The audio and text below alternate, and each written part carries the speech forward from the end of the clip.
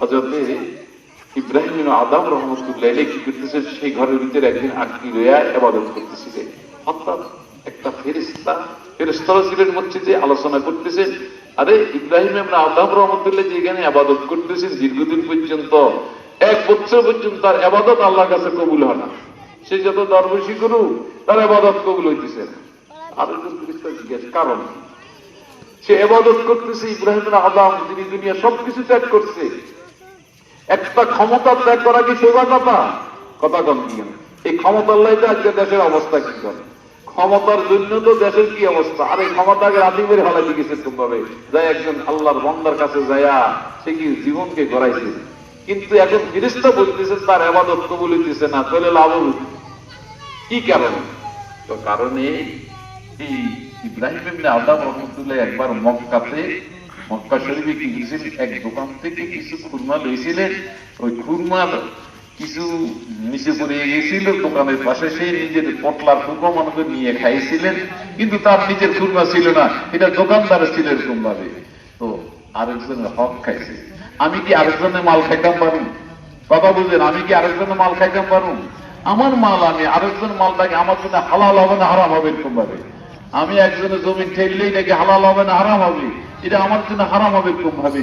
সুতরাং সে তার মাল খাই নেই, আরেকজনের মাল খাইছে, যার কারণে এই হারাম মাল খায়া 1 বছর পর্যন্ত ইবাদত করতেছে, তার ইবাদত আল্লাহর কাছে কবুল হইতেছে। চিন্তা করি দিলে ভাইরে, আসলে তো ঘটনা ঠিক।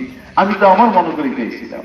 এখন আমি যতই বাইতুল মুকাদ্দাসে করি আর বাইতুল্লাহতে করি, খানায় কাবা করি, পৃথিবীর সবচেয়ে বড় মসজিদ যেটা খানায় কাবা, সর্বপ্রথম খানা কাবার 40 বছর পরে এরকম ভাবে ওই বাইতুল মুকাদ্দাস তৈরি হয়েছিল এরকম ভাবে।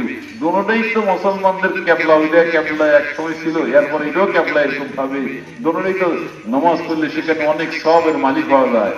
এখন যদি কিছু করি আমার ইবাদত যদি কবুল না হয় তাহলে সব পাবো কোথায় থেকে এরকম ভাবে। তখন সেই এটাকে সংশোধন করার জন্য শুধু সেই বাইতুল মুকাদ্দাস শাম থেকে মক্কা শরীফ পর্যন্ত সেই জন্য না বিমানের ব্যবস্থা ছিল না হেলিকপ্টার ছিল, এরকম ভাবে ঘোড়ার পেটি সাওয়ার প্রায় 2000 কিলোমিটার মতো এরকম রাস্তা। এই 2000 কিলোমিটার পথ অতিক্রম করে মক্কাতে আসছে। আসি কি করলেন, ওই দোকানের সামনে আসি দেখলেন যে এক ব্যক্তি দোকান করতে, সেই দোকানদার নাই, সেদিনের থেকে বোধহয় মারা গেছে এরকম ভাবে। তখন সে কি করলো, দেখে একটা যুবক কি বলে, ভাই দোকানটা কার? বলে এটা আমার বাবার ছিল, এখন আমি বাবার মারা পরে আমি বসছি। কি বাবা মারা পরে ছেলে দোকান করে না, ডাক্তার ডাক্তারি করে এরকম ভাবে করেন। বলে 1 বছর পরে আমি তোমার বাবার থেকে এরকম ভাবে খুরমা নিয়েছিলাম, পরে আসি তো নিচে, আমি নিজের মনে করে খাইছিলাম, আমি যাকে সংশোধন করার জন্য আসছি, এরা করলো নিলে নাও মাফ করে দেবে।